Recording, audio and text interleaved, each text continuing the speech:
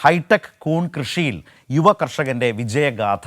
കാഞ്ഞങ്ങാട് സ്വദേശിയായ യുവ കർഷകൻ സച്ചിൻ ജി പൈ ബലാളിലാണ് ഹൈടെക് മഷ്റൂം യൂണിറ്റിലൂടെ സുസ്ഥിര കൃഷിയുടെ മാതൃക സൃഷ്ടിക്കുന്നത്.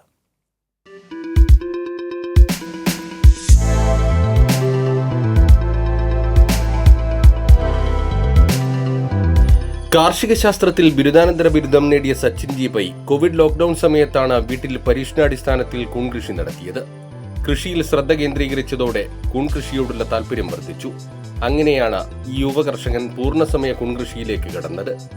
AIF സ്കീമിന് കീഴിലുള്ള ബാങ്ക് വായ്പയുടെ സഹായത്തോടെ സച്ചിൻ ബളാലിടത്തോട് ഹൈടെക് മഷ്റൂം യൂണിറ്റ് യാഥാർത്ഥ്യമാക്കി.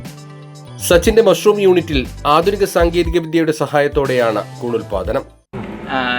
ഞാൻ MSc അഗ്രികൾച്ചറൽ എൻറ്റമോളജിയിൽ പഠനം പൂർത്തീകരിച്ച് CPCയിൽ ജോലി ചെയ്തുകൊണ്ടിരിക്കുന്ന സമയത്താണ് എനിക്ക് സ്വന്തമായിട്ടൊരു ബിസിനസ് ചെയ്യണമെന്നുള്ളൊരു ആഗ്രഹം വന്നത്. അപ്പോഴാണ് ഞാൻ വീട്ടിൽ ചെറിയ തോതിൽ ചെയ്തു നോക്കി, അതിന് മാർക്കറ്റ് ചെയ്ത് കൂൺ കൃഷി ചെയ്ത് നോക്കി മാർക്കറ്റ് ചെയ്ത് ഈ കൂണിൻ്റെ പൊട്ടൻഷ്യൽ, നമുക്ക് ഇതിൻ്റെ വിപണന സാധ്യത ഒക്കെ മനസ്സിലാക്കിയിട്ട് ഞാൻ കൂൺ കൃഷിയിലേക്ക് വന്നു. രാസവസ്തു ഉപയോഗിക്കുന്നില്ലെന്നതാണ് ഏറ്റവും വലിയ സവിശേഷത. മരപ്പൊടി പ്രാഥമിക വളർച്ചാ മാധ്യമമായി ഉപയോഗിക്കുന്ന മഷ്റൂം യൂണിറ്റിൽ മാലിന്യങ്ങളില്ലാത്ത സ്ഥിതി ഉറപ്പാക്കുന്നു. പ്രൊഡക്ഷൻ ഉണ്ട്, അതേപോലെ മഷ്റൂമിൻ്റെ കമ്പോസ്റ്റിംഗ് ഉണ്ട്, സ്പോൺ പ്രൊഡക്ഷൻ ഉണ്ട്. അതായത് മഷ്റൂം പ്രൊഡക്ഷനായിട്ട് ബന്ധപ്പെട്ട് എല്ലാ സ്റ്റേജസും ഇവിടെ നമ്മൾ ഹൈടെക് ആയിട്ട് ചെയ്യുന്നുണ്ട്. അതേപോലെ ഒരു മിനി ട്രെയിനിങ് സെൻ്ററായിട്ട് നമ്മൾ കൂൺ ഗ്രാമത്തിൽപ്പെട്ട കർഷകർക്ക് ഇവിടെ വെച്ച് ട്രെയിനിങ്ങും നമ്മൾ നൽകി വരുന്നുണ്ട്. മഷ്റൂം യൂണിറ്റിലെ ലാബിൽ തന്നെയാണ് കൂൺ വിത്ത് ഉൽപ്പാദിപ്പിക്കുന്നത്. പാക്കിംഗ് യൂണിറ്റും ഡ്രയർ യൂണിറ്റും ഇവിടെയുണ്ട്.